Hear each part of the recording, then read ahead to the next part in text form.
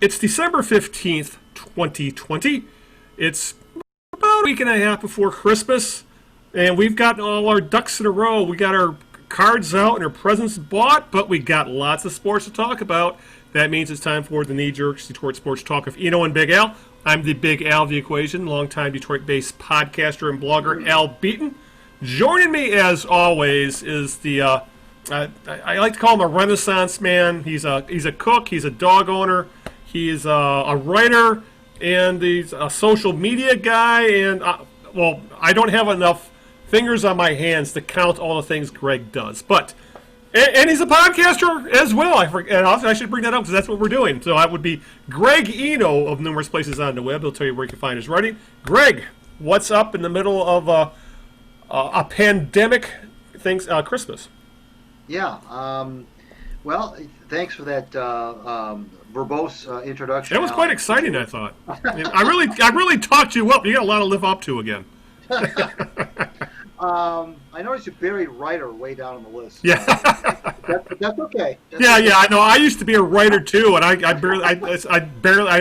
can't. The only thing I write anymore is these outlines for our podcast for the most part. I am Greg Eno from my Out of Bounds WordPress blog. You can check me out there. Follow me on Twitter at Greg Eno. And, of course, the Knee Jerks can be followed on Twitter at the Knee Jerks. We have, kind of some breaking news. We're recording this, as Al said, on Tuesday the 15th, not just a few hours after the Lions hired Chris Spielman as a special assistant to the president. Yep. So we've got lots to talk about there. It kind of blew up Al's outline that he had just put the picture. Yeah, I had no idea. I sent Greg the outline. He goes, "Where's Spielman?" I go, "What?" So we'll talk about that. We've got some Tigers on the docket as well, and other things if we could fit it in, and of course, Trick of the Week. But before we get to any of that, we're going to play a game that we like to call Whose Birthday Is It, Maestro? Everybody knows how we play this game by now. I'll give Al a clue or two or three of an individual whose birthday it is today in the world of sports. If Al can correctly guess that person within the first two clues, he'll receive an undisclosed amount of Bitcoin. Oh, Bitcoin, boy. Yeah. How about some There are so many different cryptocurrencies out there. I have no idea at this point. It's something called Litecoin, too, I think. Yeah, exactly. As I fix my camera, my light just fell on the damn thing. There we go. Okay, now I'm back on camera for the few people that watch us on YouTube. So, all right, so I can't wait to get some Bitcoin. So let's see if you can get some Bitcoin here. Yeah. This person, Al, made his name in the world of football. I figure with Spielman, we would lead off with somebody who I'm going to give you a bonus clue here. Yeah. Played, at least that's part of the football. That part of the front seven. He played in that realm. He was born in the state in 1940, but he passed away sadly in 2019, so he's no longer with us. He was a big time. He made his hay mainly in the AFL, but then when the merger came, he stayed in the AFC, so he's in that ilk. Mm-hmm. And he became did a lot of stuff in broadcasting after his career was over with. But he was an AFC East guy, if you will, and he was the aforementioned as a linebacker. And I think I know. Okay. So is it Nick Buoniconti? Very good. Yeah. What gave it away? It was I think that he died recently for one within the last year, and okay. I think AFC East because I was thinking originally West Coast, like a Fred Dreyer or a Ben Davidson or Merlin Olsen, and then when you mentioned AFC East, there weren't a lot of guys who would fit that mold. Very good. I'm very impressed. He played a few years with the Patriots, which you forget about. Yes, yeah. And I shouldn't say a few. He played 7 years with the Patriots. Yeah, because he's so closely associated with the 70s Dolphins. Yeah, but he played another 6-7 years with Miami. So right. And then was one of the original hosts of the old Inside the NFL show on HBO, and worked with Lenny Dawson on that. And he had a son, unfortunately, that had a spinal cord injury. Yeah. And he played for the Citadel. Yep. Was paralyzed, but Nick Buoniconti passed away in 2019, 78 years old. So yeah, he was Buoniconti was he in the Hall of Fame? He is in the Hall of Fame. Yeah, he's a Hall of Famer. 2 Pro Bowls, 2 Super Bowls, 6 AFL All-Star teams, 5 first team All AFL. He's in the Patriots Hall of Fame. He's in the Dolphins honor roll. He was second team All American when he played in college for Notre Dame. So big time football player, Nick Wanakine. Wasn't this show Inside the NFL was like on HBO or something like that? Yeah, that's right. Yeah, because it's been years since I subscribed to HBO, and who watches those kind of highlight shows anymore? But yeah, when it was a thing. Yeah, he was.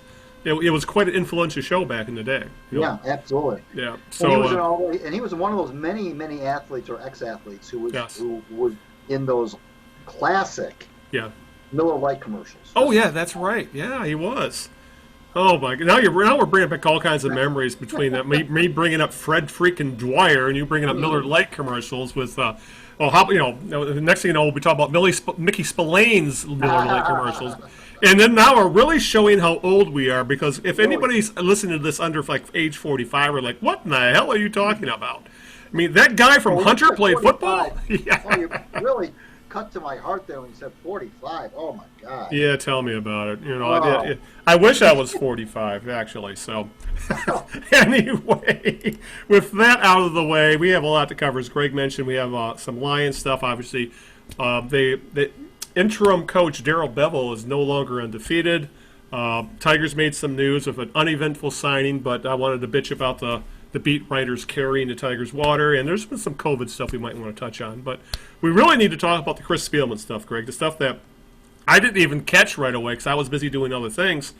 And we had talked about this on the last podcast, that we were hoping that the Lions would put someone on the football side of things that actually knew football, that be it a president of operations or some sort of director who could keep Rod Wood out of the football side of things and keep him where he does best, the business side of things.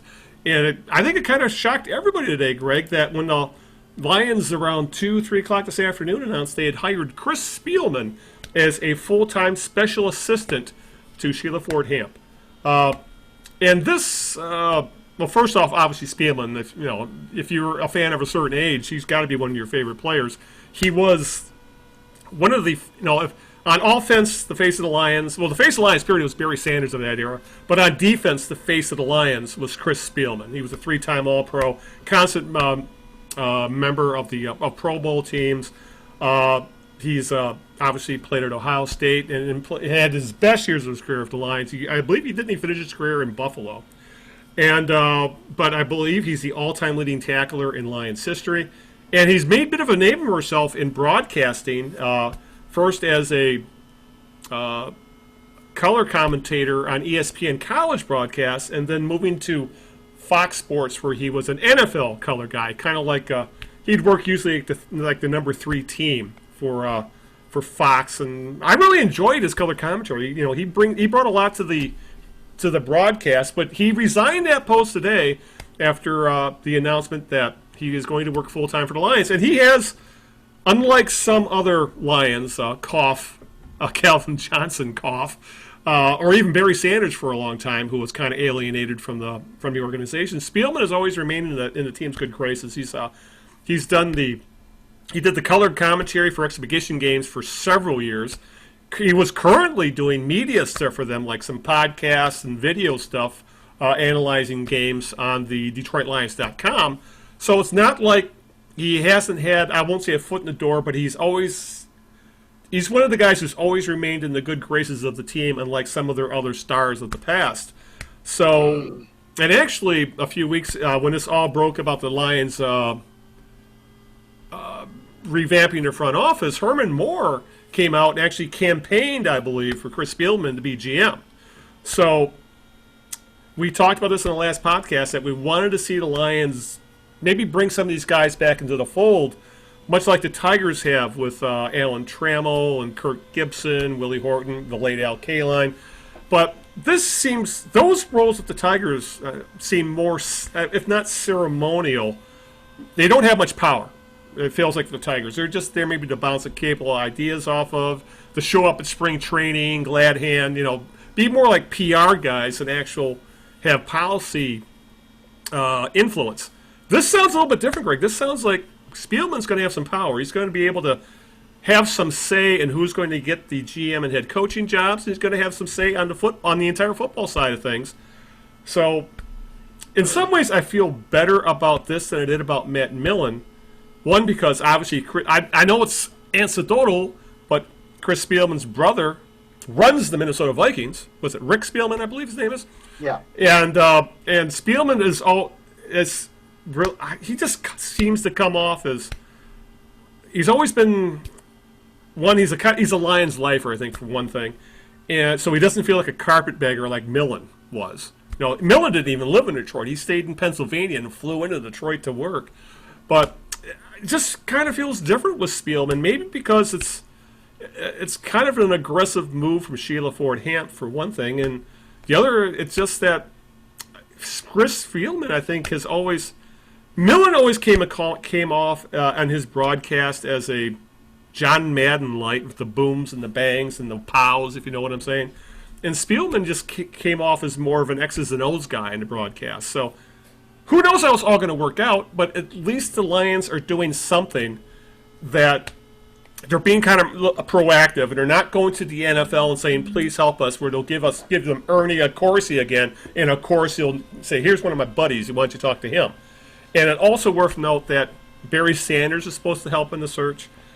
Former general manager of the Arizona Cardinals, Rod Graves, is supposed to help in the search. And also former MSU athletic director, Mark Hollis, is going to assist as well. So it was quite a surprising announcement, to say the very least, and it gives me a little bit of hope that they may make the right decision in the end. Well, this is definitely a good start for sure, because,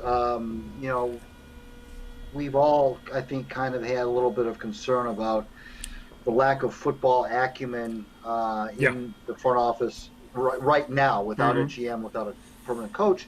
So, the fact that they're bringing in somebody and a bunch of people to help, but the Spielman thing, and it's one thing to bring in people for help in coaching searches, that's well and good. But that, of course, is temporary. That doesn't last forever. But the fact that they're bringing in Spielman and a permanent role, this is not by the way, this is for people who may not really be sure, this is indeed a full-time permanent job. He resigned from Fox Sports today. He left Fox Sports. Yeah. So he's no longer going to do broadcast. He's not going to he's not doing this part-time. This is his new full-time job. And certainly it's one of those names that shortly after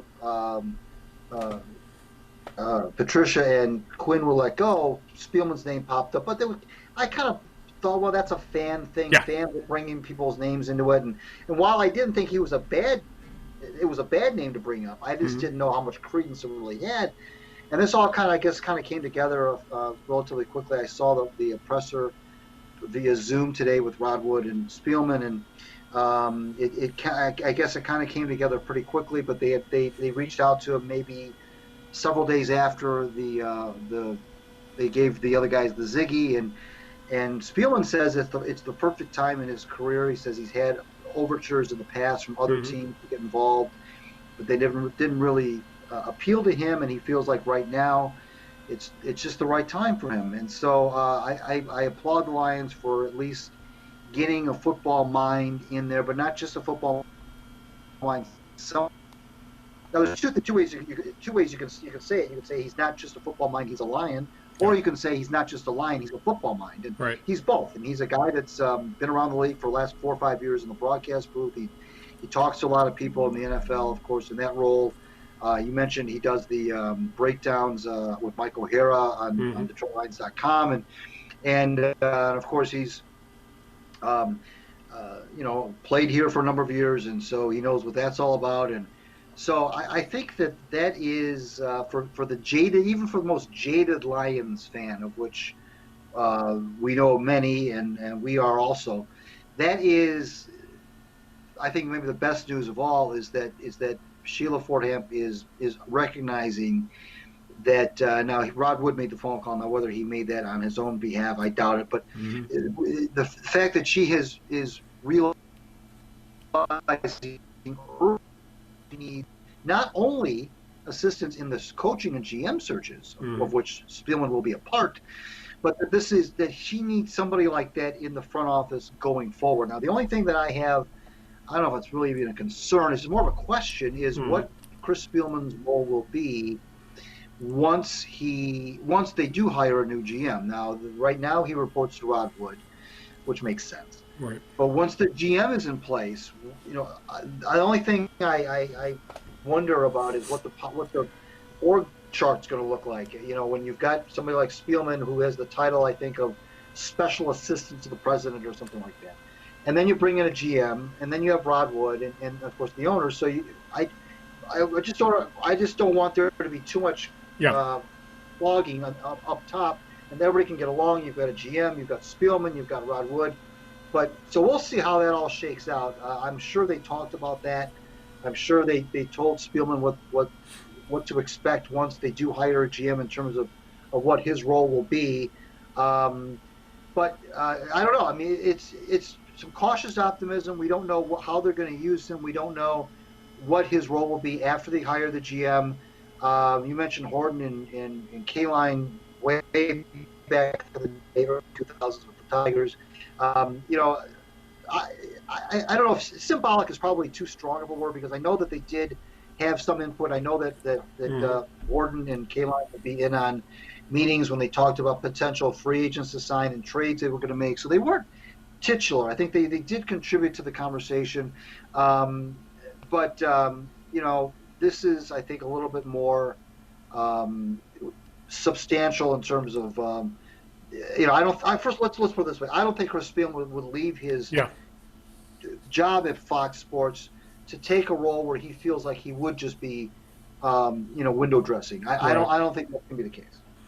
Yeah, it's. I think you just took the words out of my mouth. I said Spielman probably wouldn't leave a very, very good gig in broadcasting. One that it's hard to get, and once you get those jobs, it's hard to lose.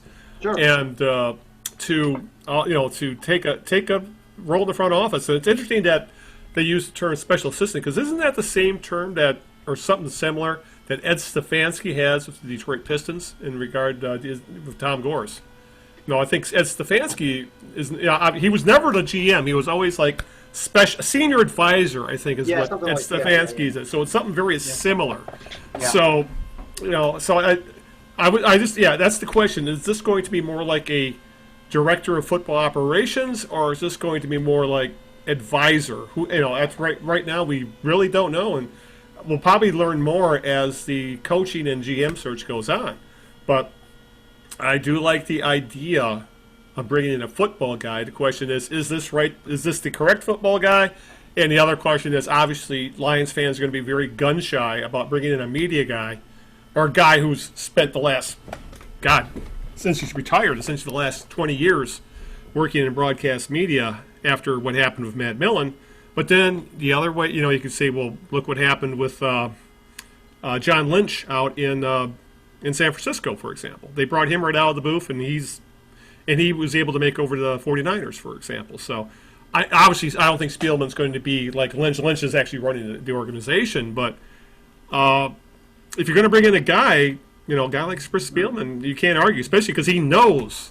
I think it has what helps is he knows what it's like in the Lions organization. He knows what the Lions fan base is like, and he knows just how put upon and how desperate the fan base is for this team to become a winner. I think, and the last time this team was actually even remotely a playoff presence regularly was when he was playing back in the 90s. Right, that's right. So it's. I would just say I was kind of shocked, to say the very least. I was expecting more. Well, like the other guys who were announced. Oh, they're going to help us with the search. Like Barry Sanders, Graves, and Hollis. But I was not expecting Chris. I thought Spielman's role would be something like that. I was not expecting Spielman to actually have power in the organization. That sounds like he's going to have a say, which actually surprised me. Yeah. Speaking of, I guess I shouldn't say surprising, but Darrell Bevell is now 1-1, Greg, as an interim head coach.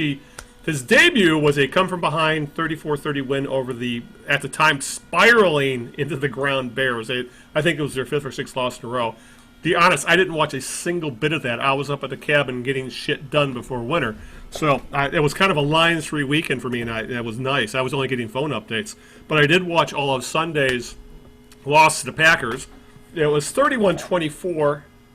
The game wasn't really that close, because the Packers literally dominated long stretches of the game. Like the third quarter of that game, the Packers had like a 13.5 minute to 1.5 minute advantage in possession, for example. So the game really wasn't as close as the score made it look. But still, Bevell seems to have brought at least some sort of a renewed energy to the Lions, Greg. Some of the fan base seems to be buying into this. Well, maybe he's going to be the guy. Maybe they should make him the head coach.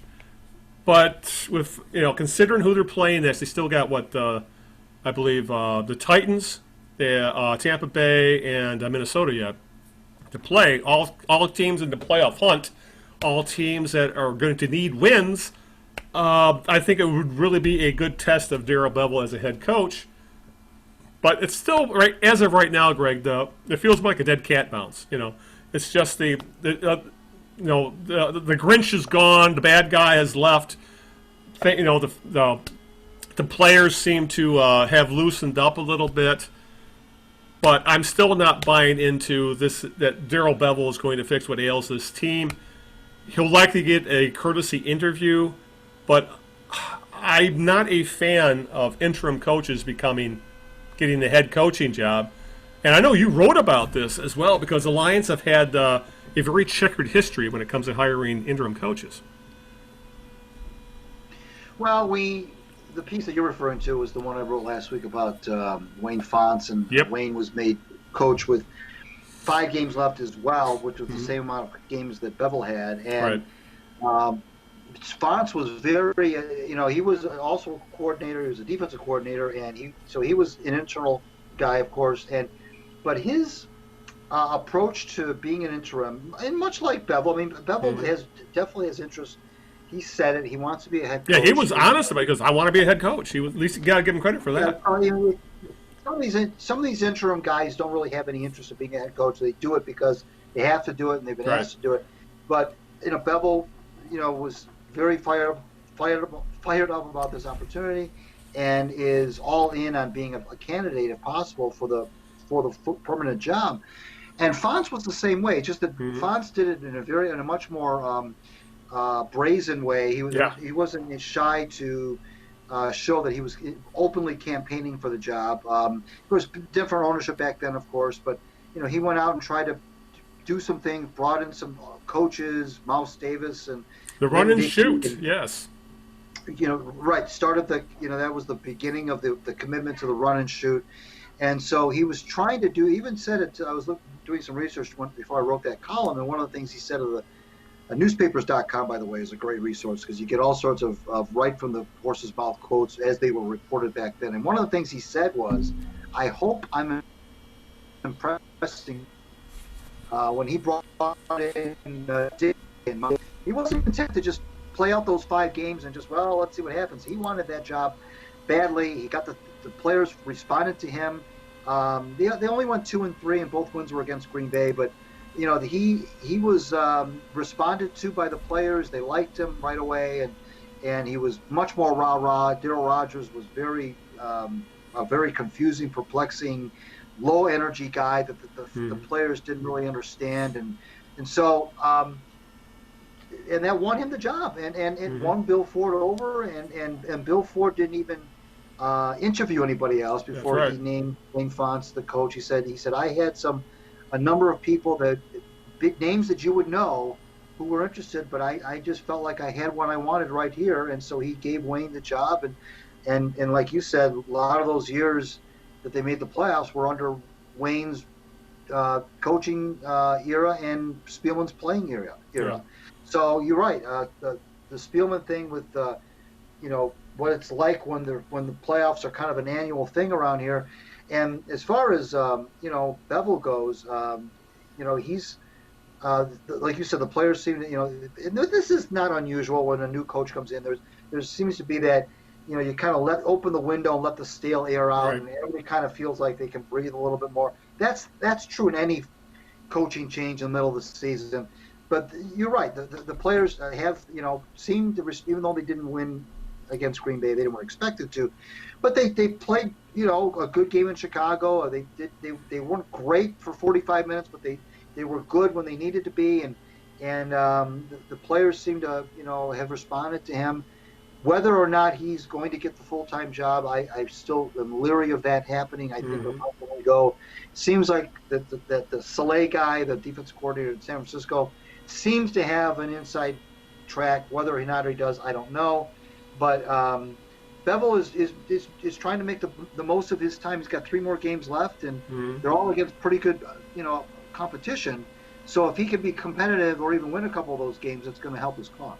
Yeah. So I'm just thinking back to some of the other instances, and like the Lions were probably one Paul Edinger field goal away from making Gary Moeller, who's an interim coach, the head coach, because actually if he missed that long field goal, the Lions make the playoffs after the major Bobby Ross essentially has bailed on the team, but. There was Dick Duran, who'd made literally no impression here in Detroit. Who did he take over for? Was it Morningweg or when Dick Duran was the interim? Mariucci. Yeah, Mariucci. That's it. So, so there's been so I'm not going to get too excited about whatever happens under an interim coach because we've seen it before and again, and.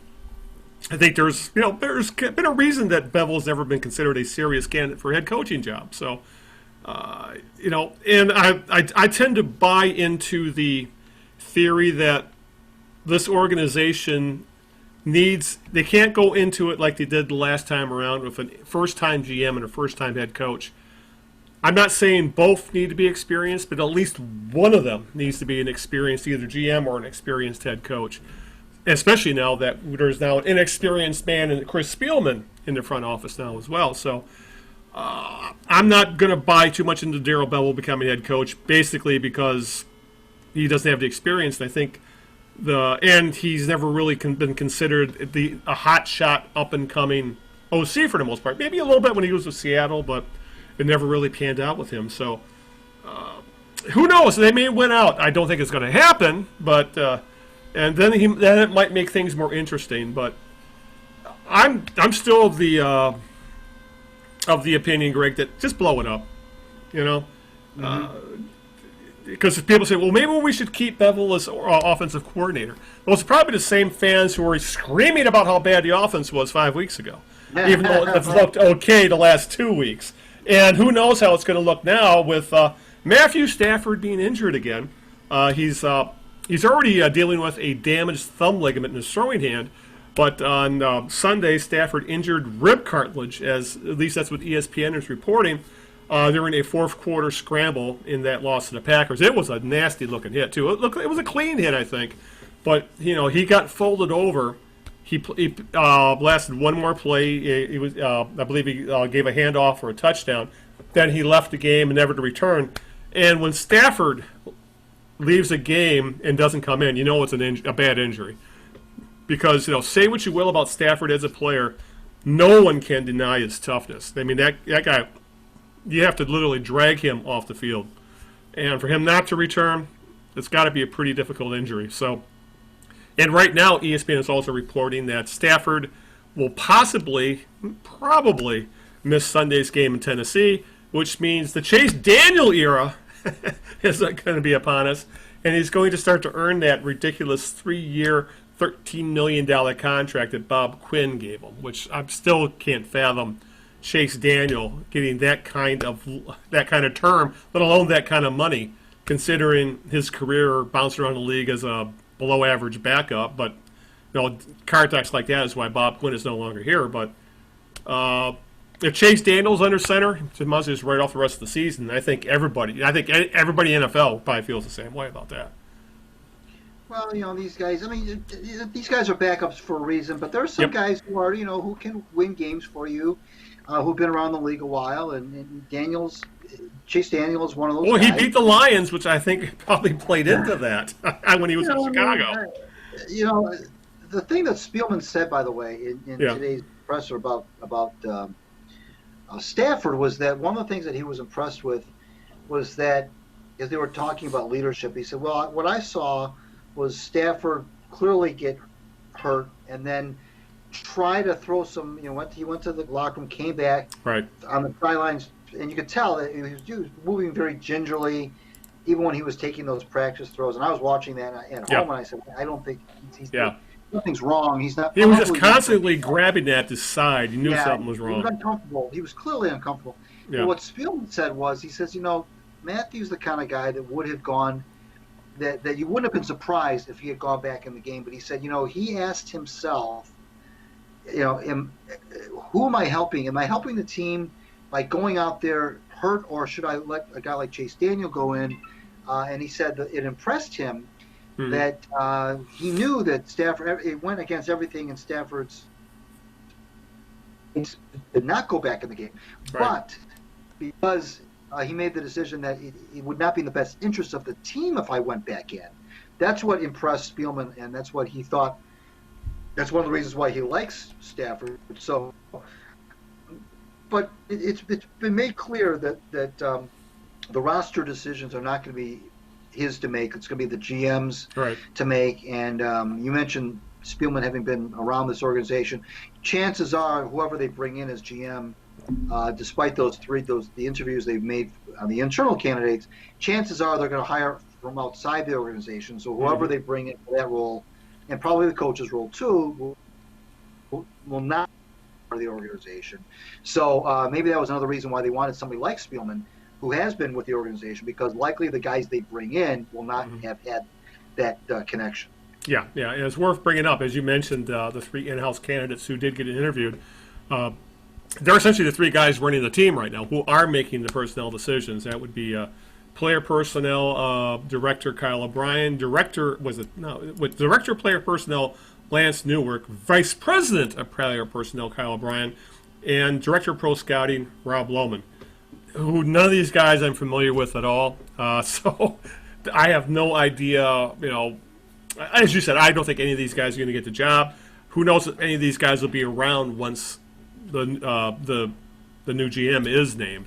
So, but one name worth noting that has come up in the last couple days is a very experienced general manager, a successful general manager who is now in the position right now, and that is former Texans general manager Rick Smith, who left the Texans a couple years ago when his wife came down with cancer. She unfortunately passed away.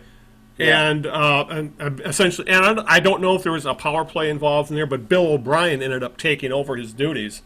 And Bill O'Brien flamed out in some very spectacular fashion with some very mind-boggling, dumb personnel moves.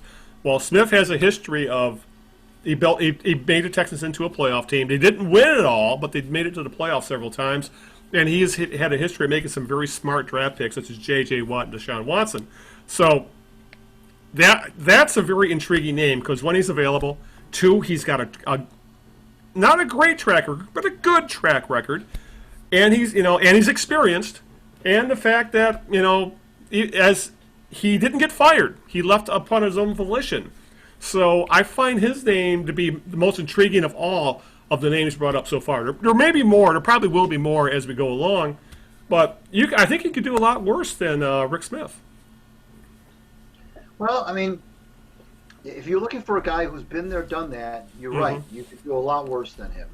I didn't realize he had been in that role with Houston for as long as he had been. Yeah, I didn't realize it was a decade, years. They said. Yeah. So, no, you're right. I mean, Rod Wood said today, they asked him, does it have to be, do you have to have experience in either one of those jobs, the general manager or the coach? He said, well, all I can tell you is that we'll make the best choices that and if it ends up being two guys that are rookies in their jobs, that's the way it's going to be. If it's one guy that's got experience, one guy who's a rookie, and whatever. So he didn't leave out the possibility that they may go the route of two guys who've never done those jobs before, which can be treacherous. Right. I would feel better if the guy that is the GM is the guy that's got the experience.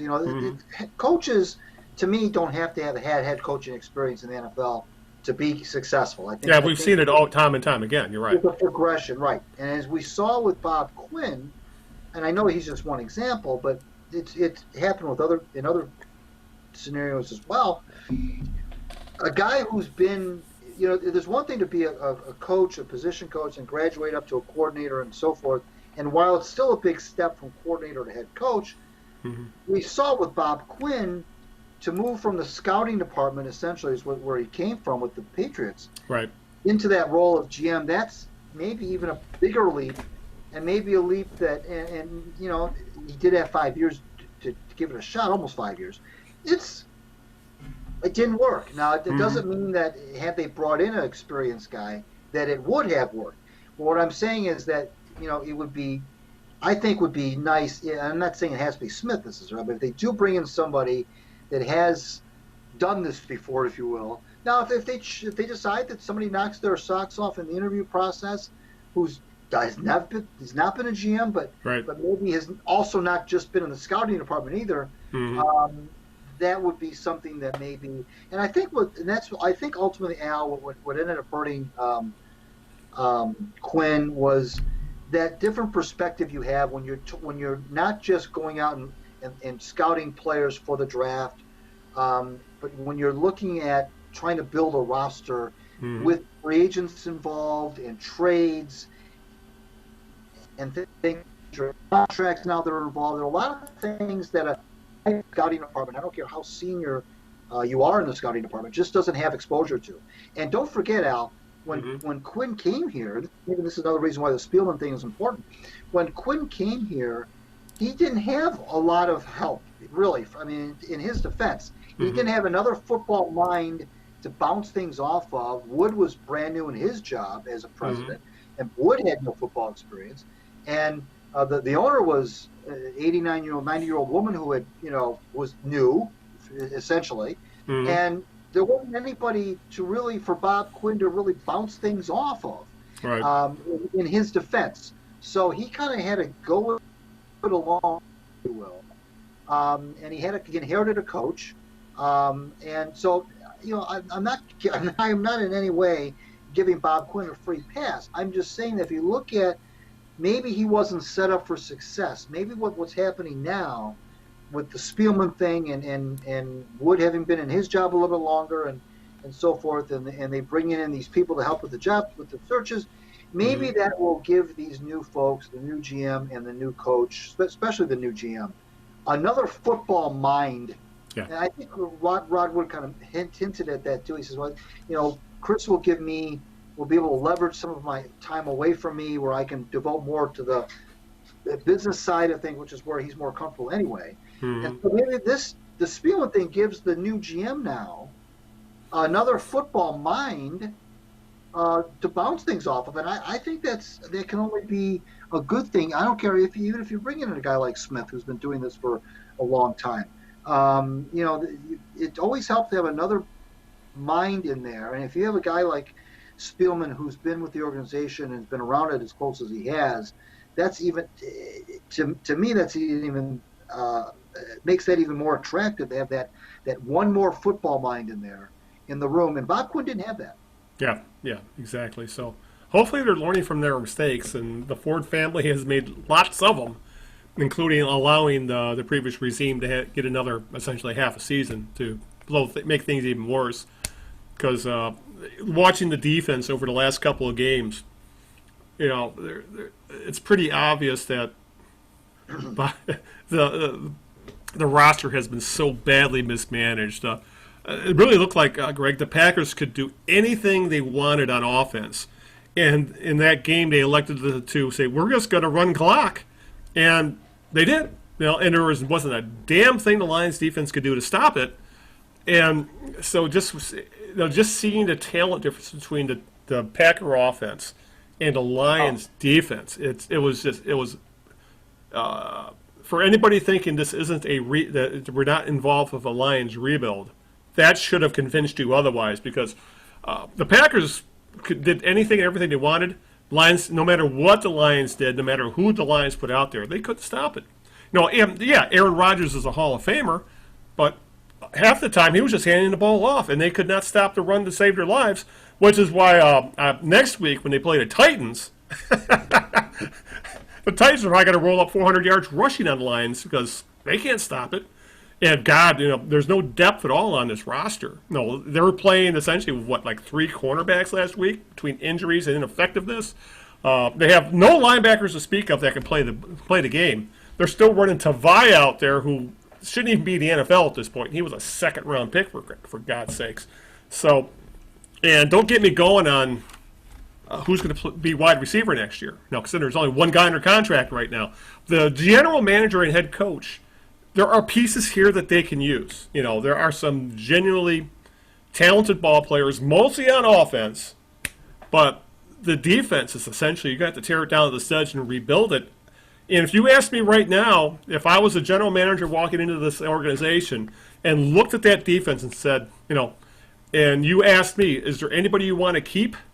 You could easily say no. Even Jeff Okudah, who was a 3rd overall pick, who was lousy this year, and he's out for the year. He elected to have surgery on an injury he had at Ohio State. Which that kind of was like, wasn't this a red flag with the Lions? During when they were figuring out who they were going to draft, because when they said, "Oh yeah, he's had this injury since his Ohio State days and has gotten progressively worse," isn't that a huge red flag? And why, So, oh God, don't get me going on what Quinn and Patricia did to this organization, because that defense is a complete teardown. And if they just blew the defense up completely, it wouldn't surprise me one bit. And that's high draft picks and all. Yeah, I mean, you're right. I tweeted out kind of half jokingly. It was either last week or the week before. I said the Lions should do nothing but draft defense next April. Just not even draft an offensive guy. I mean, I know that's not going to happen, but they need so many pieces defensively. It's not even funny, and so I think you're right. I think a teardown of that defense is certainly in order. I don't know. I mean, there's really not anybody that. I mean, Okudah is a building block only because he's so new and he's exactly because he's so highly drafted. He was such a high draft pick. That's it. Yeah, you have to stick. If you go by on the field, he's done nothing. But you don't have really anybody else on that starting 11 that you would say, okay, he's for sure with us next year. Yeah. Now there's some other than contract wise, but yeah, you're right. I know that. Right. There's some guys that, maybe like this Penasini guy. He did okay.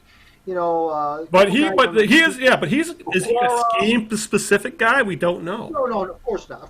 I'm just saying guys that potentially. But the thing is, a lot of these guys we don't know are capable of playing in another scheme because the scheme in Detroit was so damn specific. Yeah. That's the problem. In terms of just sheer, you're right that there's nobody on the defense that you really game plan for. You really, you can say, boy, you got to keep an eye on him. There are some pieces to the puzzle that could be part of a unit that could be valuable role players, if you will. Just to use a hackneyed phrase, but really, there's really no area of that defense where I'm comfortable saying, okay, that we're good there. I mean, secondary is a work in progress. The linebackers are awful. I think they're bad. The front line, there's a couple of guys that could be rotational guys. I don't see a lot of guys that are 60 snap guys on that defensive line. No. So there's a lot of there's just a lot of, work to be done on that side of the ball, let's look at it this way.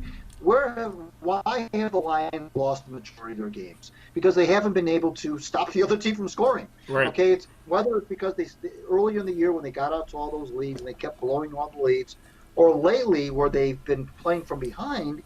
It's been because the defense has not been able to get a stop. They haven't been able to get off the field on third down. When you're in the NFL, Al, and your offense is only on the field for 3 plays in a 15-minute quarter like they were in the third quarter, when the other team is running every play except 3 in a quarter, that's absolutely embarrassing. Yeah. And so it's not. Yes, the offense has work to do, no question. But that defense is an absolute dumpster fire, Yep. and that has to be corrected. And it's not going to happen overnight, obviously. But that has got to be the first. Maybe that's another reason Spielman's going to be. I keep coming back to him because of his defensive acumen. Although I think at this juncture that's kind of moot now because he's more of a not a roster guy necessarily, but still, the defense, Al, is just it. I mean, even for the NFL, which has its peaks and its valleys, it is really bad. Yeah. And speaking, since we're both in agreement that the Lions defense is essentially a teardown at this point, it's it's like you're buying a fixer-upper, and you realize, well, I might as well just raise the whole damn thing, rather than try and patch it up. It starts talking about timeline with what you have on offense. If you have to rebuild your defense, that's going to take. You're not going to do that in a season. That's going to take a 2-3 years. And then you have Matt Stafford, who's 33. Has a couple years left on his contract, and then I'm just saying the windows between the two don't seem to match up. If this team is rebuilding, and you have a veteran quarterback, he's not a great quarterback, but you'd have to say he's probably a top 15, top 17 quarterback in the league. He is a legit NFL quarterback, and a lot of teams don't have that. I mean, you can say what you will about his injury history or the mistakes he makes. Matt Stafford is a legitimate NFL quarterback. But the timelines don't really seem to merge here. If this team is a rebuild and you have a veteran quarterback, it doesn't make a lot of sense to keep the quarterback around long term. I could see them keeping him one more year because of the dead money it would leave on the salary cap. I think they're saying if they got rid of him this next year, it'd be like $19 million of dead money. But the question is, does Stafford want to stay around either? We don't know that. I mean, there's an article, I remember I posted on Facebook this week, ESPN saying they report, they had sources saying that Stafford is unsure if he has, I think the words they use, that he's not sure he has the stomach for another head coach in rebuild. And if I'm Matt Stafford, I don't blame him one bit. He's left bits and pieces of his body on the Ford Field turf, and he's got money in the bank, but he has nothing else to show for it. And he's probably at a point in his career where he may be starting to think about what's my legacy in the NFL. And right now, his legacy in the NFL is a guy who puts up meaningless numbers. He puts up crazy numbers, but they're all meaningless for the most part because they've never even led to a playoff victory. Hell, they hadn't even led to a division championship. So I think that's right now with the Lions, before they even talk about, okay, we know we got to rebuild the defense, I think you have to the first thing the head coach and GM have to figure out is, what do you do with Matt Stafford? Are we going to keep him around long term, maybe another contract, which would take him into his late 30s, or do we do the same thing we're going to do with the defense, and we start over at quarterback as well, and we tear quarterback down to the studs and rebuild with a new guy? And that's going to be a really, really tough question because we know the Fords love Matt Stafford, and there's a segment of the fan base that absolutely loves Matt Stafford. So I mean, if I'm walking in, I think that's the first thing you have to figure out before you do anything else with this organization. You have to sit down and figure out what to do with Matt Stafford. And I think we're both pretty much in agreement. It's probably time to move on. It's just a matter, do you move on after this season or do you wait one more year? And the thing is, I don't know if a new GM and head coach would feel the same way because it's so hard to find a starting quarterback. Right. Right now, the Lions have to go out there and score 35 points to win a football game. I mean, that's the way it is. They have to score in the low to mid 30s to give themselves a shot, to win a football game. And so that's a tall order. Only a handful of NFL teams do that on a consistent basis. And you have Kansas City with Mahomes, but Rodgers with the Packers. There's only a few teams that do that, and so you that's a tall order. So I think, Al, I don't know that when the new regime that's going to come in here, I don't know that they necessarily look at Matt Stafford as a liability at this point. I think, maybe they're glad to have at least have a bona fide starting quarterback who you can look at it a couple ways. You can look at it, well, at least I don't have to worry about a quarterback right away. Yeah. We've got a lot of other things going on that we need to address, and we do have, even if he is on the decline, we still have a bona fide experienced starting quarterback, and those guys don't grow on trees. Right. But the fact of the matter is that he can't play forever, and he is indeed showing signs of decline, and he's now becoming more physically beat up. Yeah. Third straight year where he's been beat up badly. So I think that it's eventually it's going to be that elephant in the room, and whether you choose to deal with it right away. But my impression now is that when the new people that come in here, I don't think that's going to be the first place they're going to look at. Yeah. I think first of all, he's under contract, number one. Yeah. Secondly, I think they just want they got the Kenny Galladay situation to worry about. That's more pressing. You've got all the defense thing that you and I were just ranting about. There's a lot of other issues.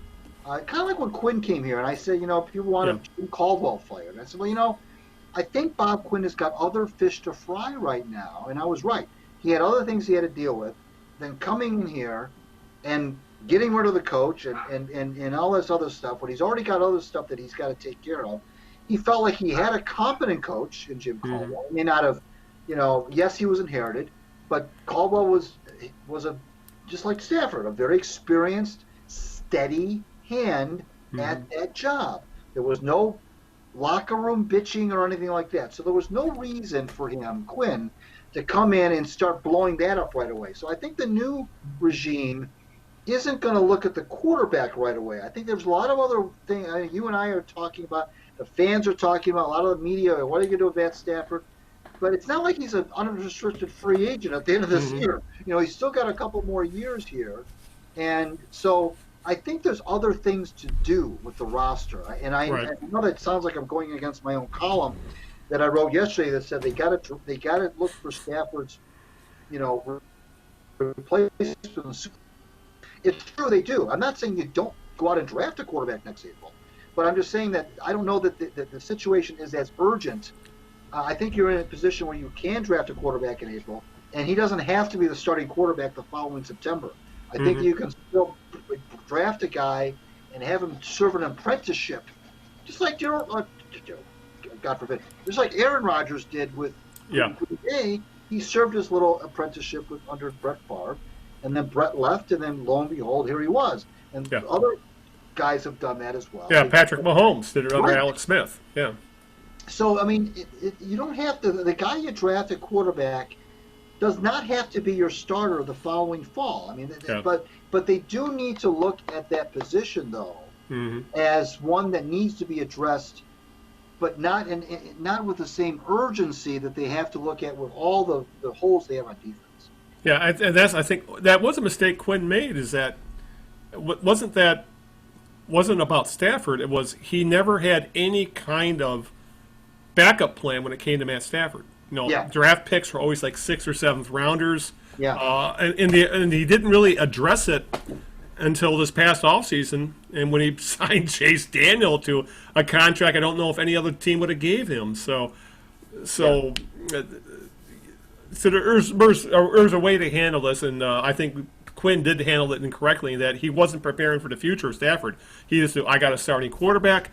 He had, at the time, he had like a 130-game streak of starts and playing, and then the wheels fell off, and he was caught with his pants down, essentially. So, how many times have you and I have seen throughout the years, and not just in Detroit, but how many times have you seen whenever a team bids against itself in terms of signing guys? I'm talking about free agents now. Yep. That is almost always a losing proposition. When the Lions have done that with guys like Scott Mitchell and on and on, a lot of the free agents that Bob Quinn signed. You just mentioned Chase Daniel. You said, guys, they gave him a contract that maybe nobody else in the league would have given him. Well, when teams do that, let's put it this way: the teams that do that are usually the ones that are not successful. Right. When you're signing guys that nobody else is banging the door down to about, Mm-hmm. and you're giving them that kind of money, like that lineman, Vitae, whatever his name is. Yeah. Oh Or yeah, whatever, yeah. I'm not sure if it's Vitae, whatever that guy with the almost Hawaiian sounding name that they signed from But Philadelphia. that's Vitae. He's the lineman who was supposed to be their new starting tackle and can't even barely get on the field. Who are they bidding against? I don't know who they're Yeah. bidding against. Who are the Yeah. other teams that were? Because the guy wasn't even a starter in Philadelphia. Who were the other teams that were banging that guy's door down? Yeah, it was the Lions, and the Lions And apparently. the Lions. That's what Bob Quinn did too often. He tended to give out contracts to guys that nobody else seemed to be interested in giving those kind of contracts to. And I think the really successful teams don't do that. Right. You know, it's you just have to look at what do successful teams do, what don't they do, and then you look at what the unsuccessful teams do and don't do, and they're the exact opposite. Yeah. And that's why the successful teams are successful and the other ones aren't, because you just look at the way they put their rosters together. Yeah. It just so. Well, that's what's funny. You know, they signed Chase Daniel to a 3-year deal. Jameis Winston, who, say what you will about him, has a lot better resume than Daniels did, signed for 1 year for less money than Chase Daniel did. Yeah. That's pretty much says it all right there. You know, that there were some starting. There was some. What's that? I'm sorry. No, I'm sorry. I'm sorry to interrupt. I was just going to say. No. I think you just cut out there for a second. That's all. So go ahead and rant. Okay. Feel free. Look at what Steve Eisman is doing with the Red Wings. He's bargain basement guys off the discount rack right now, just trying to fill some holes. I think he's made some, smart, not giving no one more longer than a 2-year deal. Yeah. Not paying exorbitant prices. Yet he's still plugging in holes. He knows that he's just trying to bridge the gap until these younger kids are ready to play. He's not going out there trying to hit a home run and signing guys to these big contracts that nobody else would ever give them. And that's the difference between an experienced guy and a guy who's comfortable in his own skin, and a guy who just doesn't really know how to. He has no finesse. And I just got the impression with Bob Quinn, he just didn't seem to. He was zigging while everybody else was zagging, and that's what ultimately is going to just torpedo you, because those kind of mistakes, Al, will not only will they come back to haunt you on the field, but they'll also come back to haunt you in the books too. Yeah, exactly. And when some of these contracts we're talking about, oh my goodness, the next GM's going to have some interesting bookkeeping to clean up, to say the very least. And much like the Pistons, I think we're going to see a wholesale house cleaning of a roster in this offseason. So it'll be interesting to see what the new guys, whoever they may decide to do, and hopefully we'll know who those new guys are. As in Sheila Ford Hamp shooting for 6 weeks. We'll see if that happens. But you want people in place probably by the end of January, around Super Bowl time at the very least. So we'll see what happens. All right. Speaking of GMs, Greg, who are being questioned, well, Al Avila spoke again, and it looks like we're going to have another season of treading water, Greg, because Al Avila essentially said not to expect any significant roster moves. As his quote was, I look at it as being disciplined this year and resisting an urge to really try to step up. The last thing we want to do is go out and spend some money that we're trying to get rid of next year or the year after that. So it sounds like he's definitely afraid of another Albatross contract. Okay. We want some of the younger guys to get a little bit closer. The guys that are already there, we want them to feel a little more established. So there's a timing factor from the economics and talent on the field. So, Greg, that really sounds like another year. Any moves they make are just going to be, they're not shooting for anybody who's going to be here relatively long term. They're shooting for more 1-year placeholders, guys they might be able to flip. They're hoping for growth from the minor leagues. Maybe some of the position players they're hoping will step up and maybe start to get themselves a toehold on the major league level. But that just essentially they're extending the rebuild out another year. And all Avila was doing right there is saying, don't have any expectations. And that's not exactly something I think you want to tell a fan base who has been very patient, I'd have to say, and I think are starting to lose patience with a rebuild, thinking that, okay, we've given you the benefit of the doubt for over 4 years now. We'd like to see at least something moving forward. And as of right now, this is still a 100-plus loss team for the 5th year in a row, the way things stand at this time. So what Avila's been saying this offseason so far is not very confidence-inspiring because, we brought it up again and again. The 2006 Tigers didn't get built in 2006. That started in 2004. 2003, even when they had the really bad year. But 2004, when they actually started spending money. So, all of a sudden it's starting to look like maybe we're talking another 2 or 3 years before this team is ready to quote-unquote compete. Well, I mean, this is what gets me, because anybody with half a brain can tell that this is a buyer's market when it comes to free agents right now. The owners are not willing to spend money. This is a case where, Greg, where you said, about zigging and zagging. I think this would be the perfect time for an owner to zag when everybody else is zigging when it comes to free agency and looking for some guy. You might be able to get guys longer term cheaper because they want the security. So this would be the perfect time to find a impact power bat for the corner outfield this team desperately needs. You could probably get a guy for 3 years at a relatively reasonable rate, and then he's in place when you're ready to compete in 2 or 3 years. So that's the sort of thing I was hoping to hear. I really don't think we're going to see that for at least another year, maybe more, and that's what's bothering me about this. Well, I think that we can all agree that this is going to be a bad team again next year. Now, yep. Mainly, though, because they can't pitch. The pitching is atrocious, absolutely atrocious. What we saw in that abbreviated 60-game season this past year was ERAs that were from the starting rotation. I mean, just absolutely ridiculous. Yeah, do you want to see another 30 games of Matt Boyd? Yeah, so they need help there. Maybe more so than they need those bats, because they do have some bats coming, vis-a-vis Torkelson and Green and Meadows and so forth. And if Candelario can follow up his breakout season with that's the thing too. There's a lot of small sample sizes they're counting on right now. Right. I want to go back to what you were saying though about Avila's comments. They kind of, I wouldn't say they fly in the face of A.J. Hinch, but A.J. Hinch I think is singing a little bit of a different tune. Yeah. A.J. says, look, it's time to win. We need to start winning. You have to think about winning now. This is we got to start taking the field, he says. He did a couple of interviews last week, and they don't have the winter meetings right now, but they're having this kind of a media accessibility. And he was telling some guys, some media people, he said, look, we got to start taking the field with the mindset we're going to win. It's time now. We have some pieces here. We got to build on it, yes. We're very young, yes.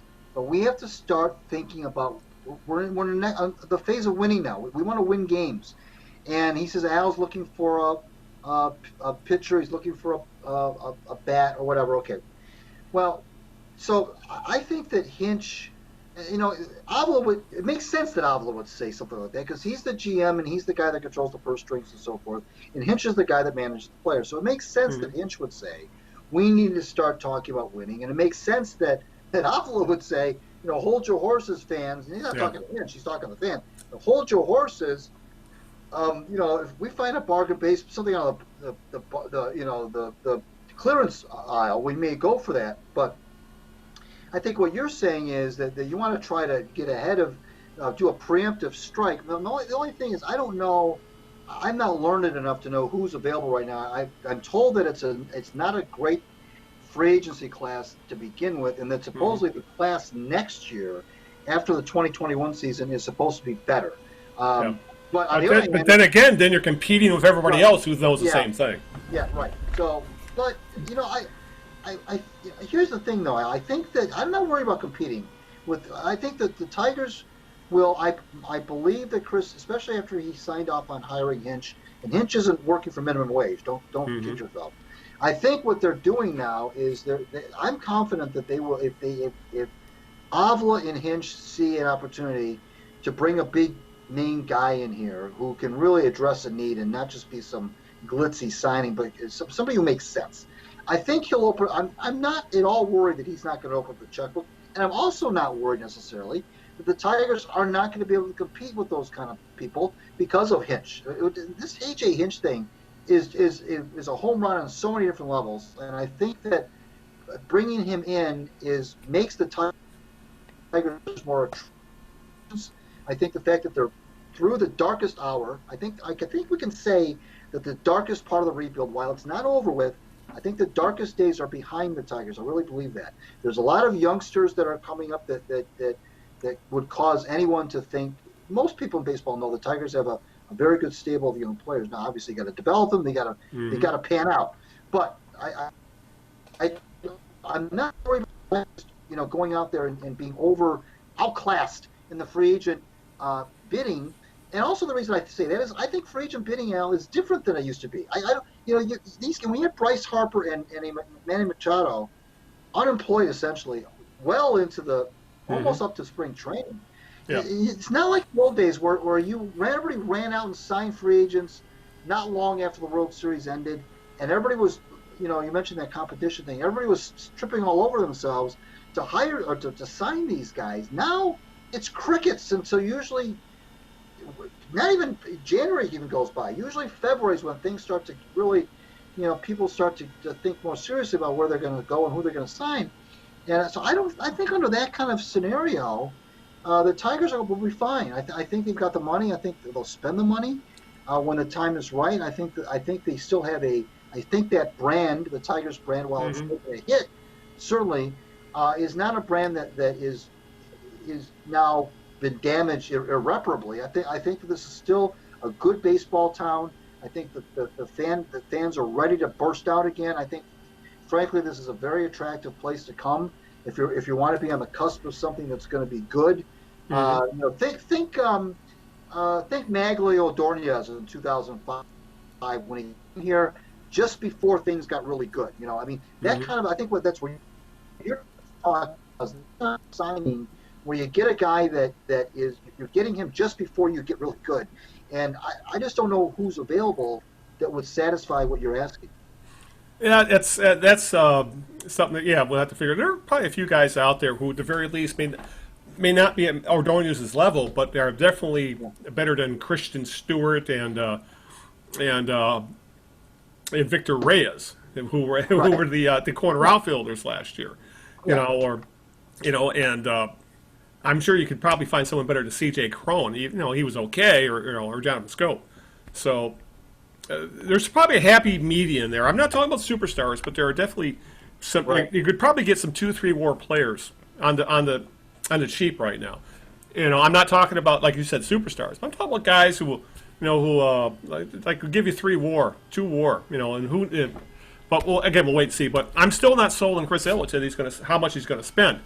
And what bothered me more than anything about the future of this organization is that we have a couple of beat writers who, as I mentioned, the Tigers are treading water, but the beat writers are carrying the water buckets for them, because Chris McCoskey had a god-awful tweet this past week, and I missed it because he deleted it because it was so bad. But I subscribe to Craig Calcaterra's baseball newsletter, Cup of Coffee, which is really, really good. It's worth the $6 a month.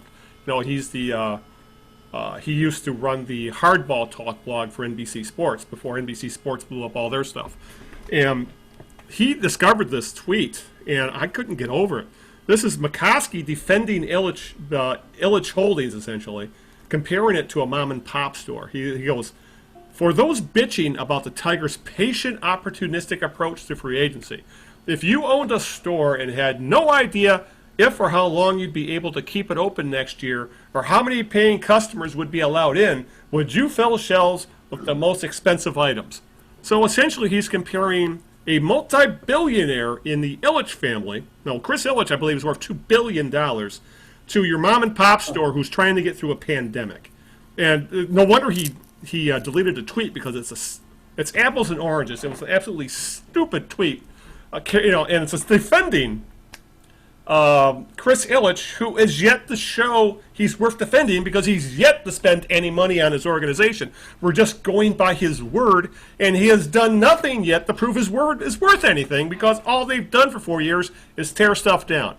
And then Evan Petzold, who has, I guess, taken over the Detroit Free Press beat, because apparently Anthony Fennick has just dropped off the face of the earth. I haven't seen anything from him since last August.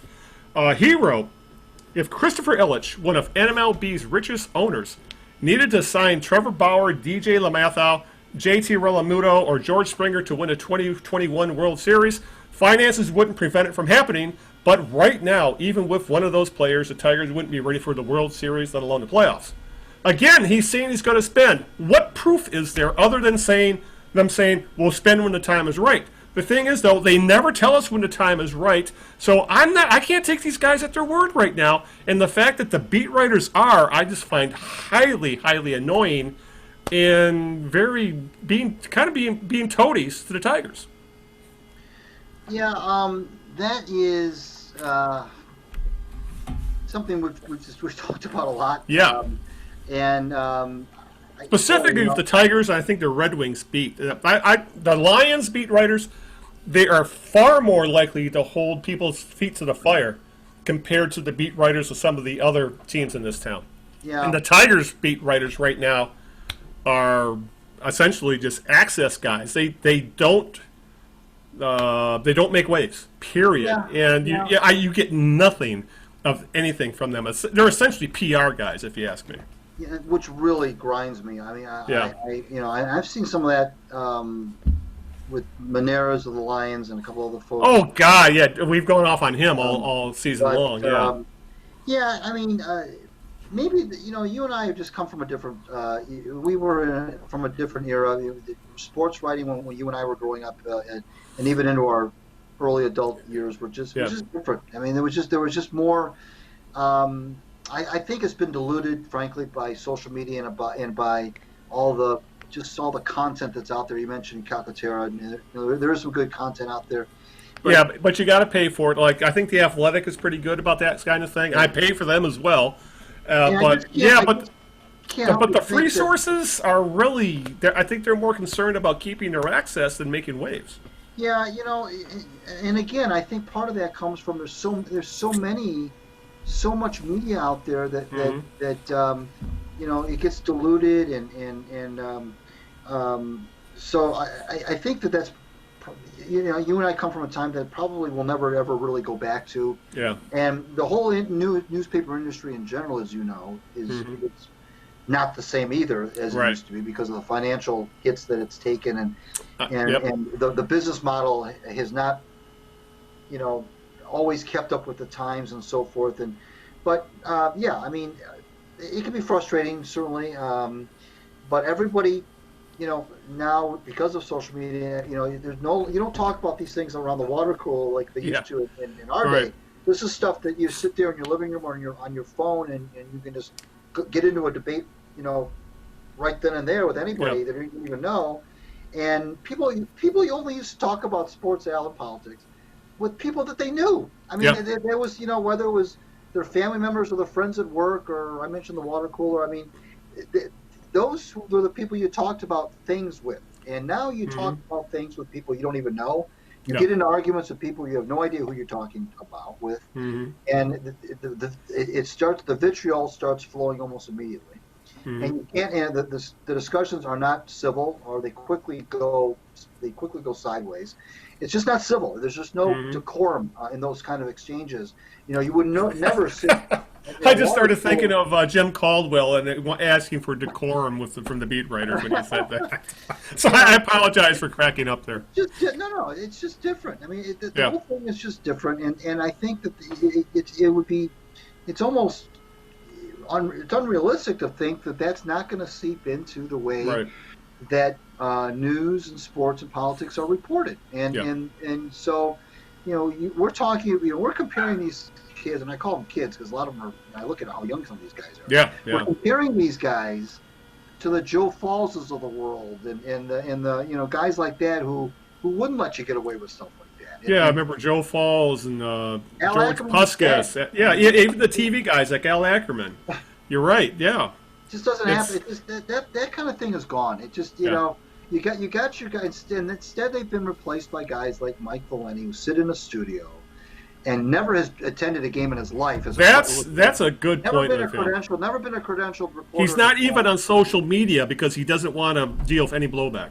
He doesn't do that. He's never been in a locker room in his life. I've been in more locker rooms than he has. Yep. And he doesn't do press conference. That's the thing. A lot of the guys he works with at 97.1, they do go to press conferences in locker rooms, but he doesn't.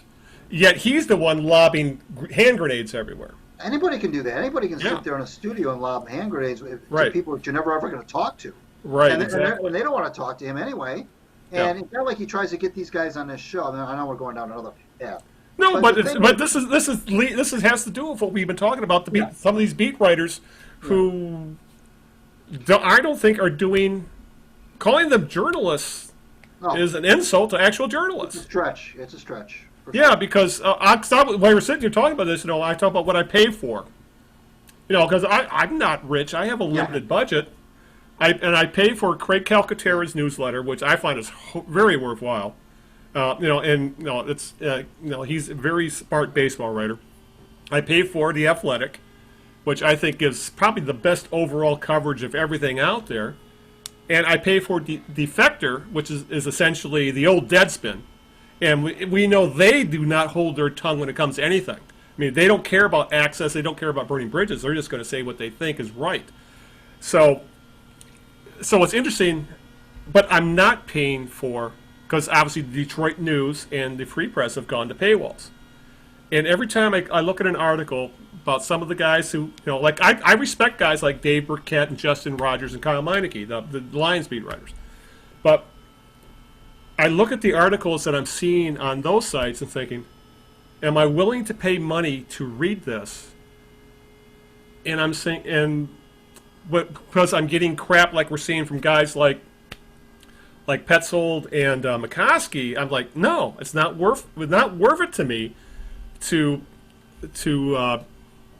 break, go through pay a subscription to get past the paywall to get content like this, because I just find it very lightweight. I find it very service level stuff, and I've shown some of these examples. I just find them, carrying the water for the organizations rather than putting the fire to their feet and lighting their asses up and saying enough is enough. And we'll never get that for some of these guys. So it's funny that I'm willing to put my money where my mouth is when it comes to organizations that will actually take a stand.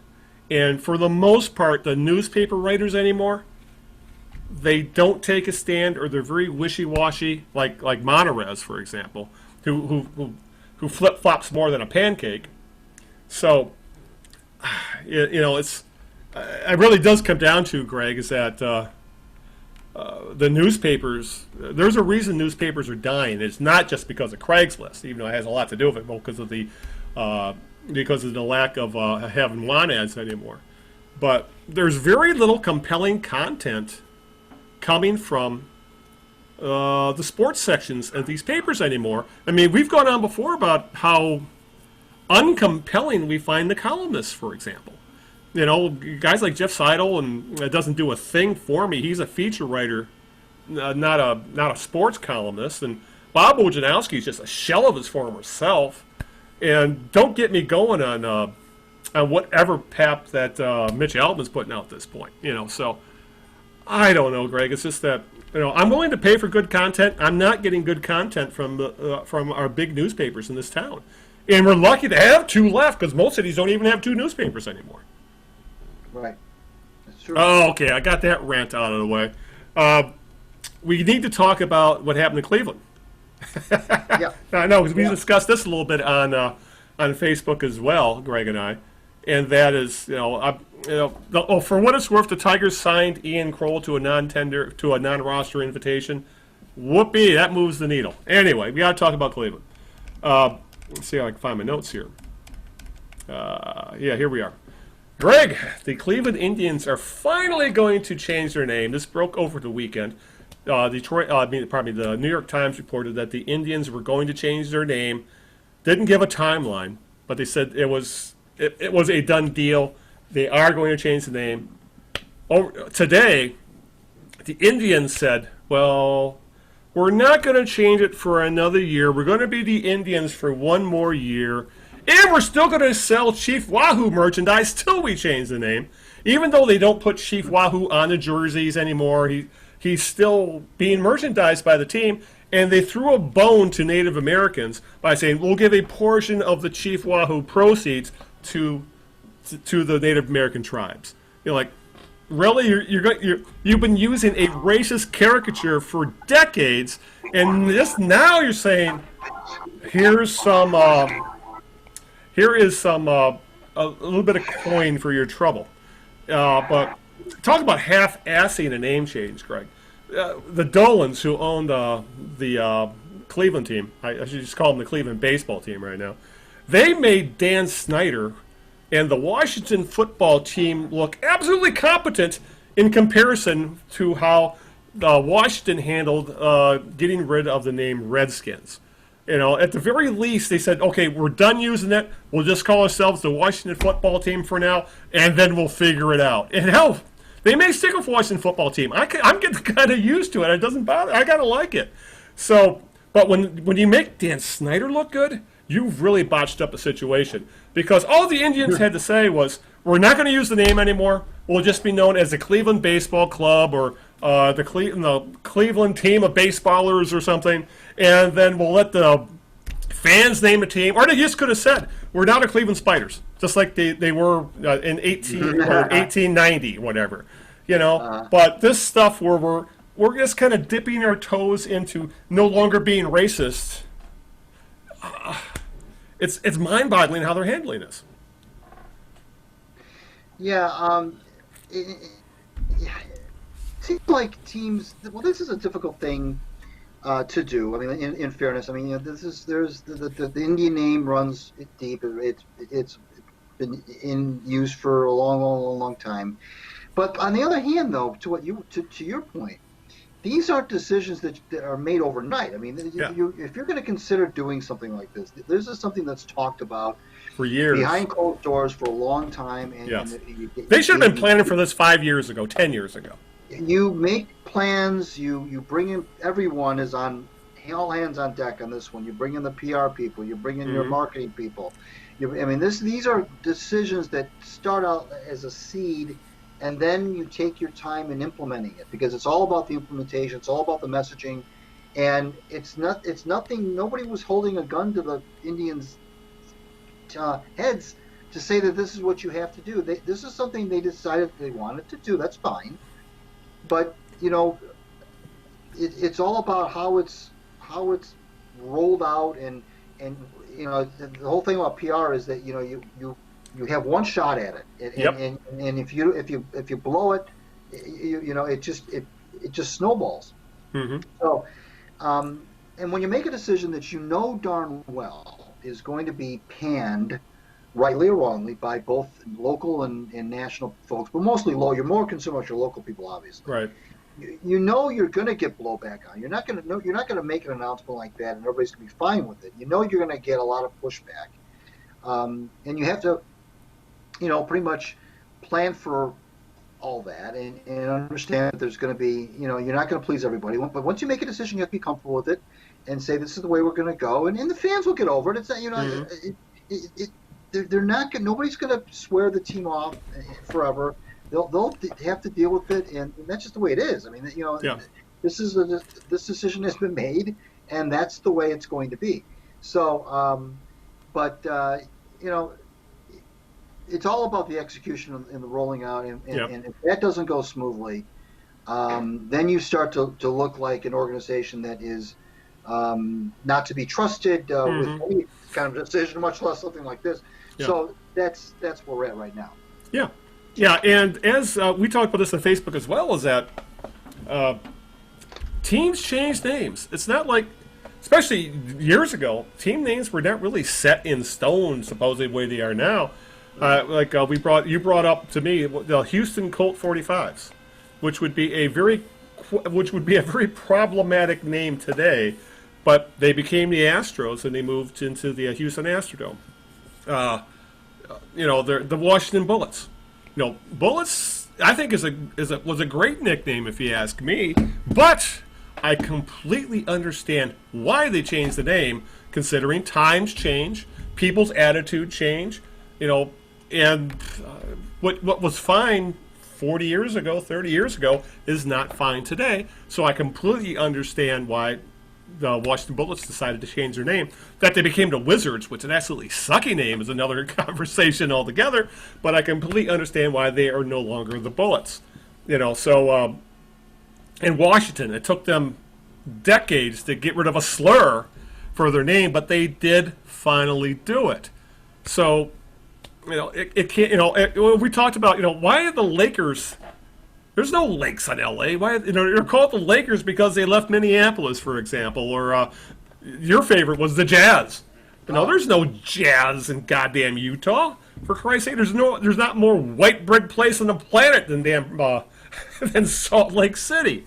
So, but the thing is, names can change, attitudes can change, and very often, if you want to be on the right side of history, you do the right thing. And the Indians are ultimately going to do the right thing. They're just stumbling their way like blind men trying to do it. And you called it. You have one chance to get the PR done right, and they did not. They screwed it up.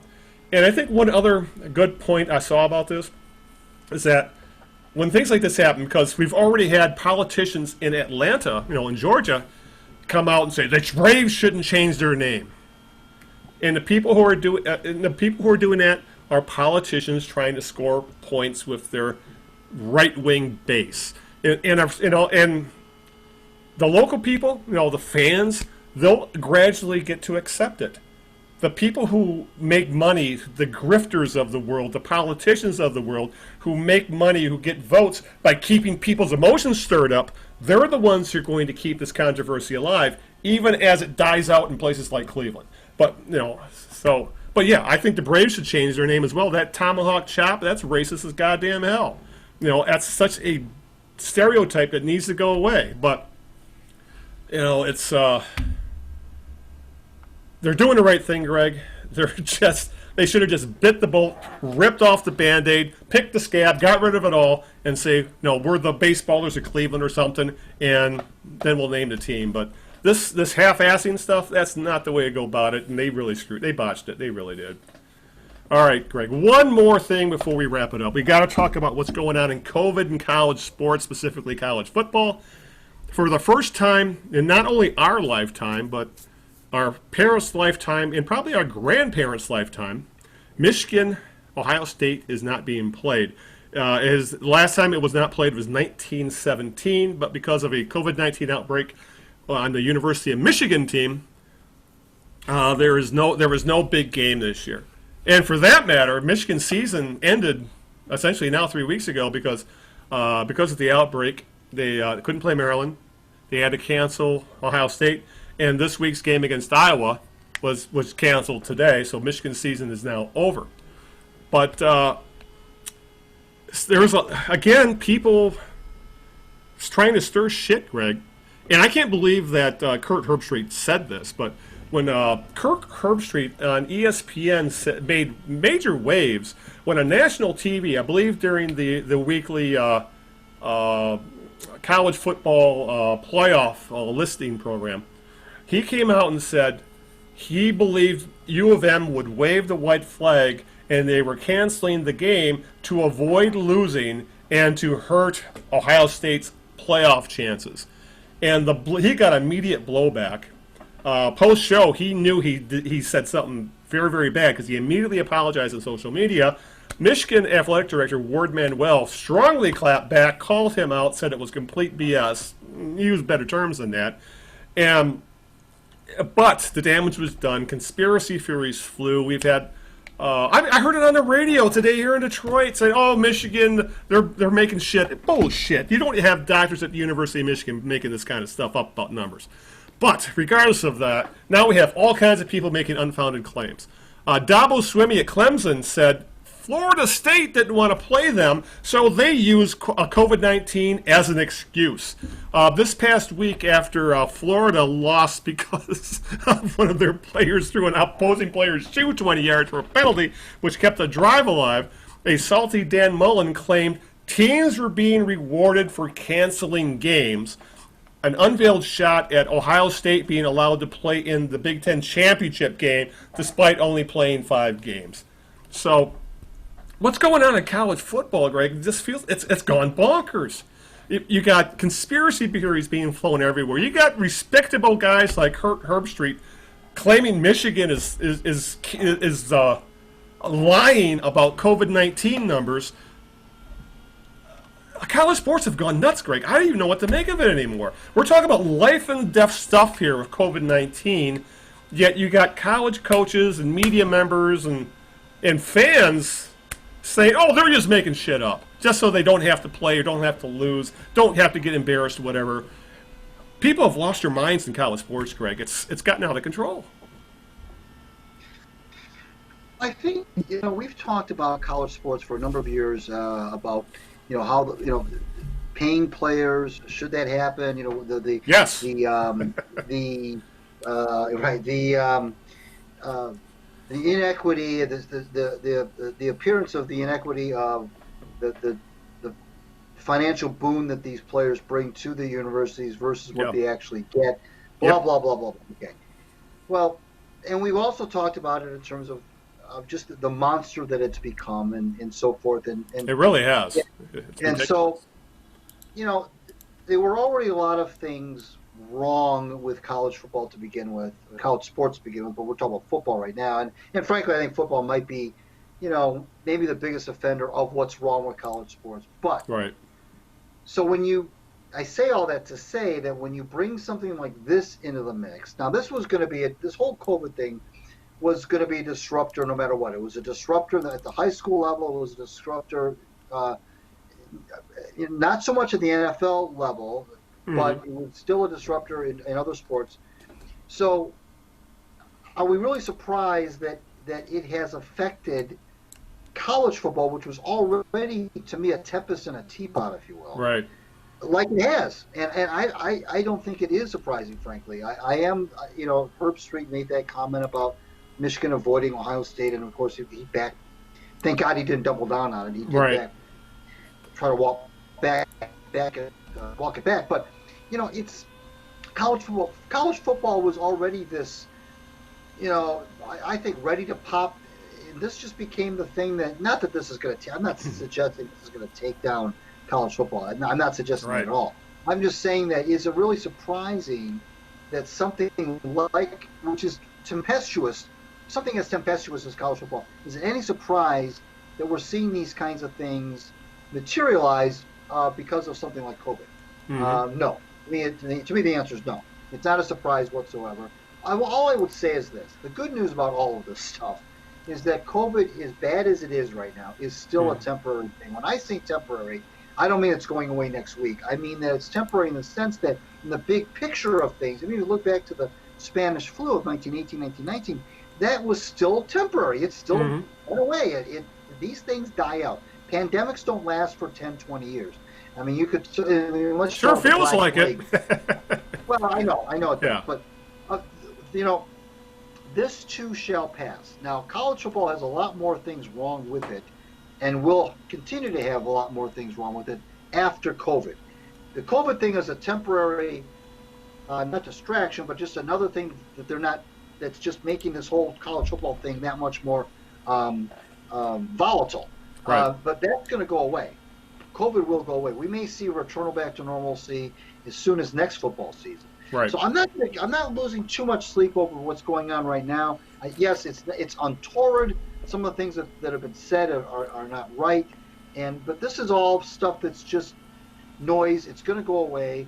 Things will die down.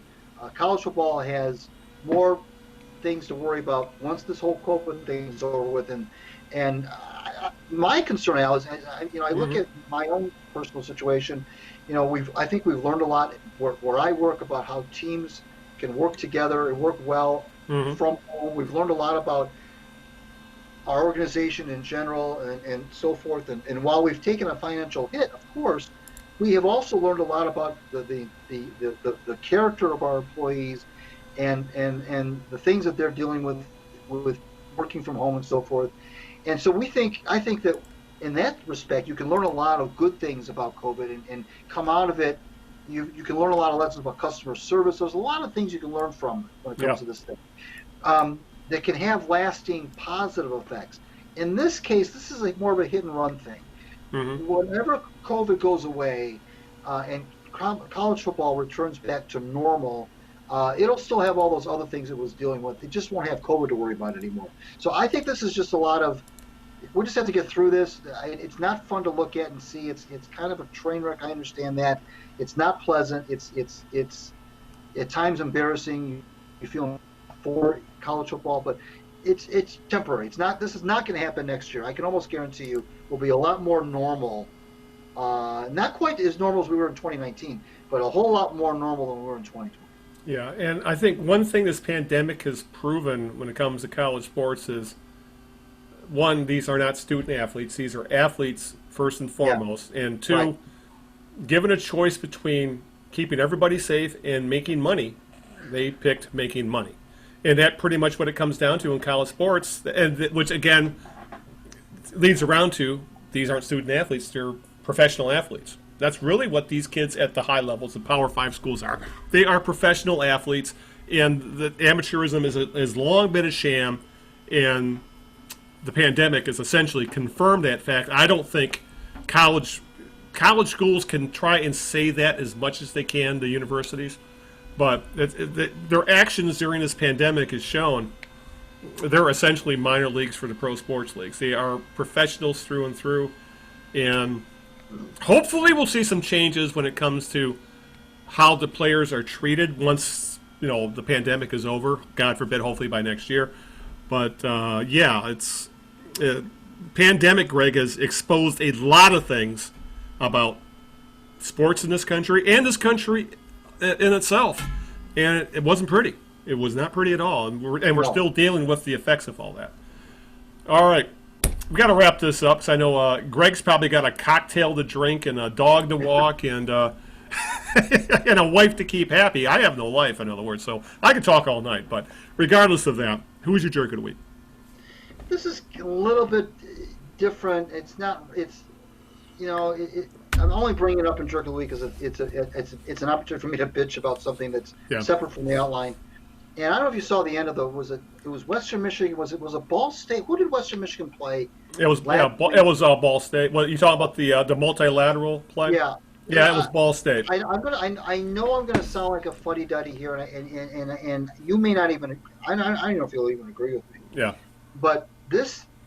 I don't agree. No. Oh, I'm sorry. Go ahead. All right, go ahead. Multiple lateral thing to me is it's got to go away. I mean, I know that's not.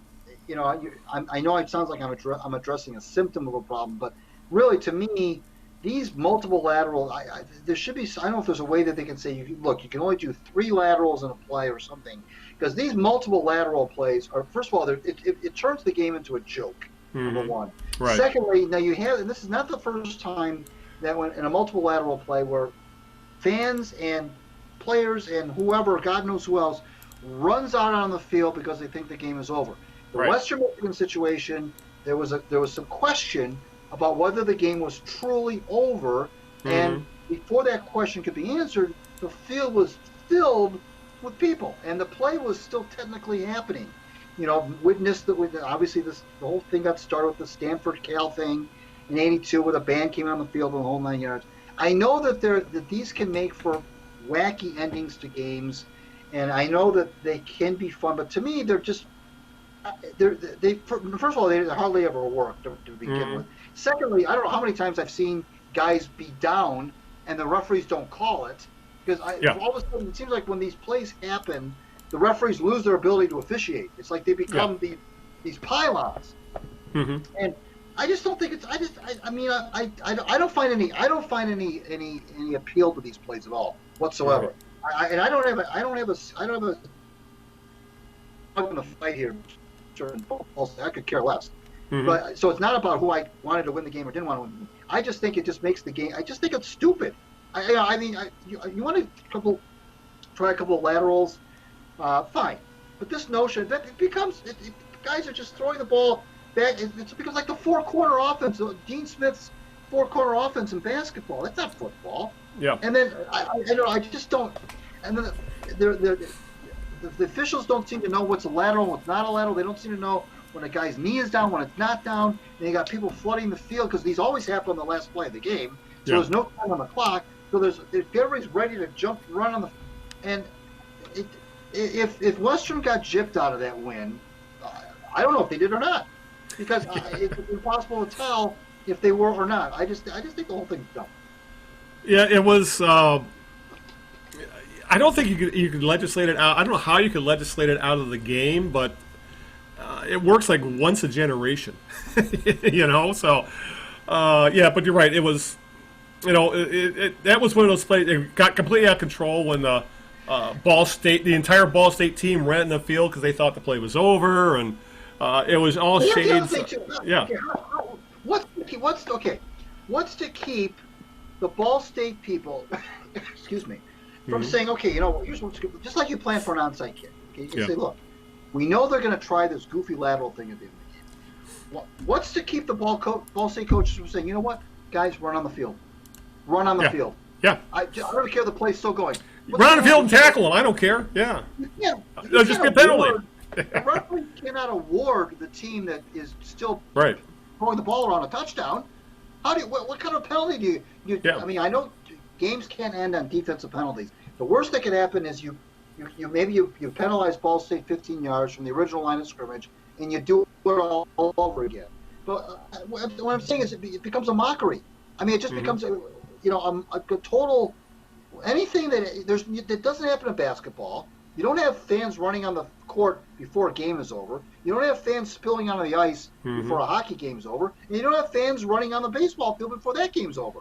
It's only in football where fans have access, and not just fans, band members, trainers, players who aren't even in the game, media people, whoever else can just run on the field while the game is technically still going on. I know of no other sport where it potentially can happen other than football. All right. I will say this, Greg. That was a great impression of Old Man Yells at Cloud. I'll tell you that. But I do like your idea. Say, just run on the field and tackle the guy. What are they going to do? They'll give you a 15-yard penalty. Game's over. You know, you're right about that. But yeah, it was. I don't know how they can legislate it out, but yeah, it is. It's bonkers to say the very least. No, I had a few different ways I was going to go with my jerk of the week. I thought about Nate Oates, the head coach of Alabama basketball, who tried to call out Mike Krzyzewski, the head coach at Duke, who, when, God forbid, Coach K said, maybe we shouldn't be playing basketball in a pandemic. And then Oates said, well, he only said that because they lost 2 games. You know, he's backtracked since, but that's the kind of crap we've been getting from all coaches all through this stuff. But I wanted to, because this one I wanted to bring up because it's close. It kind of came close to home to a good friend of ours, the coach, and it involves Dick Allen, who passed away this past week. And Dick Allen should be in the Hall of Fame. You look at his numbers; he has Hall of Fame numbers. He won an MVP. He won a Rookie of the Year. He has a career OPS of 912. He hit 292 for his career, slugged 534. He was considered, he was an elite baseball player. He was putting these kind of numbers up. He was a 30-40 home run guy during the second dead ball era of the 60s. He was hitting 35, 40 home runs in the 60s. If you hit 15 to 20, you were considered a power hitter. And this is a guy who was considered essentially a legend with 2 teams, the Phillies and the White Sox. I believe he won the Rookie of the Year with the Phillies, won the MVP with the White Sox in the early 70s.